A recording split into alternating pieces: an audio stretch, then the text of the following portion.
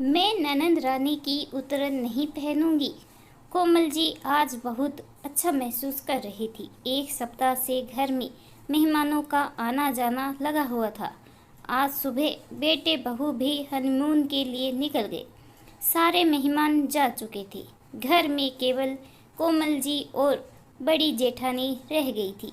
उसने चाय बनाई और एक कप जेठानी को देकर खुद भी वहीं बैठकर पीने लगी।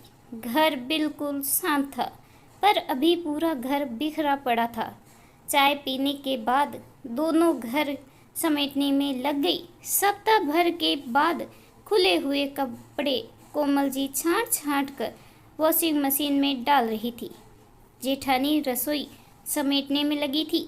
तभी काम वाली बाई ने कोमल को टोक दिया, छोटी भाभी, आपकी सभी साड़ियाँ बहुत सुंदर सुंदर है। इतनी अच्छी अच्छी साड़ियाँ कहाँ से खरीदती हैं आप? कोमल जी मुस्कुरा कर रह गई। मन ही मन सोचने लगी, खरीदती कहाँ है? ये सभी साड़ियाँ तो उसकी दोनों ननंद और जेठानी की दी हुई है। वह सभी कोमल जी को बहुत मानती है, उसका ख्याल भी बहुत रखती है। कपड़ों की कमी तो कभी महसूस ही नहीं की कोमल ने। वे लोग जब भी आती कोमल जी के लिए बैग भर कर कपड़े लाती। कोमल, ये देखो, ये साड़ी तुम पर बहुत अच्छी लगेगी। एक दो बार ही पहना है मैंने। अरे भाभी, ये ब्लाउज तो आ जाएगा ना आपको। अब इसका फैशन खत्म हो गया है, पर आप घर में पहन लेना। इतने महंगे कपड़े किसी दूसरे को क्यों दे? आप तो पहन ही लेंगी। अब कोमल कैसे कह दे कि ऐसे भारी कामदार साड़ी और ब्लाउज क्या घर में पहनकर रहा जा सकता है? कोमल कुछ नहीं बोल पाती और वह लोग अपने सारे कपड़े, साड़ी, ब्लाउज, शॉल, स्वेटर, सब कुछ कोमल को थमा जाती। हाँ, कभी कभी उन उतरे हुए कपड़ों के साथ एक आधी नई साड़ी भी रख देती और कोमल सब खुशी खुशी स्वीकार कर लेती। आखिर करती भी क्या, बचपन से ही वो ऐसे ही थी। कभी भी नखरे करने की आदत नहीं थी। उसके लिए पापा अपनी पसंद से जो भी ला देते वो पहन लेती। पर हाँ, शादी के पहले किसी के उतरे कपड़े कभी नहीं पहने उसने। कभी ज़रूरत ही नहीं पड़ी। कम ही कपड़े होते थे उसके पास, पर सबसे अच्छे होते। फिर शादी हो गई। कोमल ससुराल आ गई। रवि का अपना बिजनेस था। कोमल की जिंदगी अच्छे से गुजर रही थी।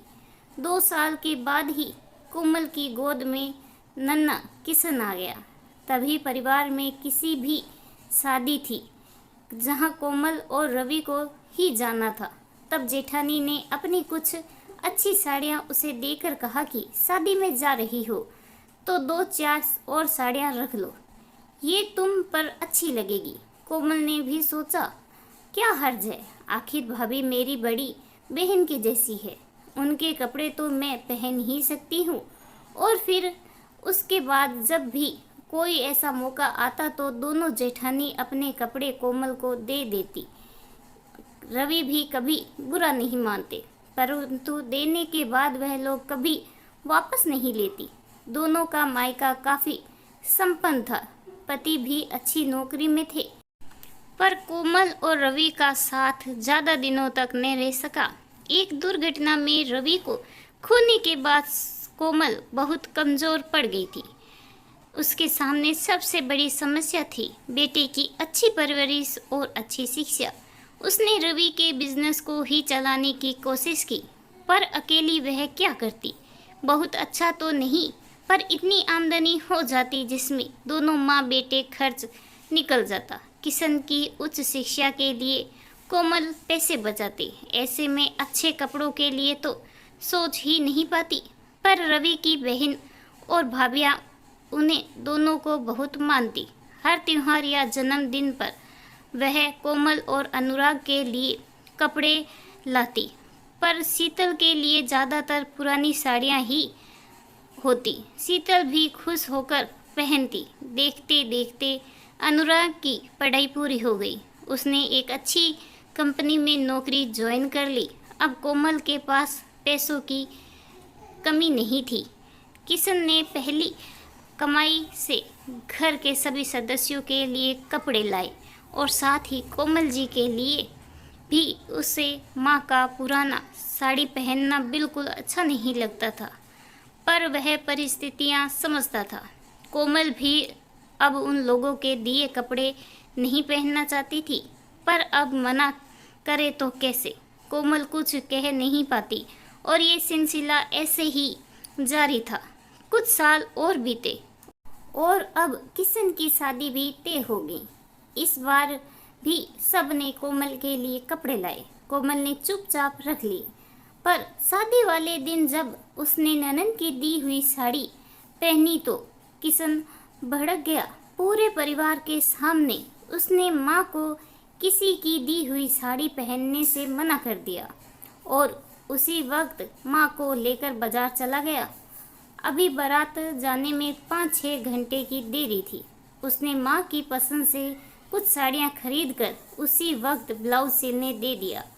कुछ पैसे ज़्यादा लगे पर समय पर सिलकर तैयार हो गया।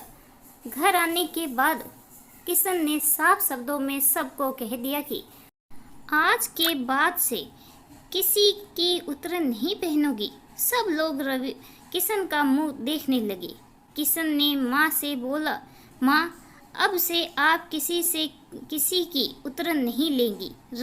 किशन ने कहा, अब मैं इस लायक हो गया हूँ कि अपनी माँ की हर ख्वाहिश को पूरा कर सकूँगा। कोमल जी ने बेटे को गले से लगा लिया और ऊपर वाले से दुआ की कि ऐसी ख्याल रखने वाली औलाद सबको दे। इस कहानी के बारे में आपकी क्या राय है, कमेंट करके ज़रूर बताइएगा। कहानी अच्छी लगी हो तो प्लीज़ लाइक करें। चैनल पे नए हो तो सब्सक्राइब करना बिल्कुल ना भूलें। कहानी सुनने के लिए आपका बहुत बहुत धन्यवाद।